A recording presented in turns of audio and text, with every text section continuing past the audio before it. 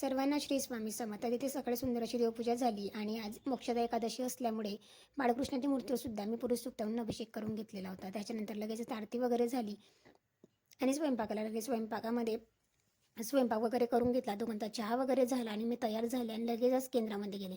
केंद्रामध्ये 8ची आरती सुरू झाली होती. मात्र बाकीच्या ज्या काही सेवा होत्या ना त्यासुद्धा मिळून जातात. एका ताईंनी छान छान असे फुलं आणलेले होते, आम्हाला सगळ्यांना दिले होते. तर बघा इतकं सुंदर असं फुल माझ्या ग्रंथाला आज मिळालं होतं. आणि आज एकादशी असल्यामुळे आणि गीता यागसुद्धा असल्यामुळे भागवतगीता घेऊन घेतलेली होती. आधी छोटं भागवत घेतलं, त्याच्यानंतर गुरुचरित्र वाचनाला सुरुवात होणार होती. आणि सामूहिकमध्ये ज्या सर्व सेवा आपल्या तिथे होऊन जातात, जेणेकरून आपल्याला घरी परत परत करायची गरज पडत नाही. त्याच्यानंतर लगेचच 10:30ची आरतीसुद्धा झाली आणि यागाच्या सेवासुद्धा झाल्या.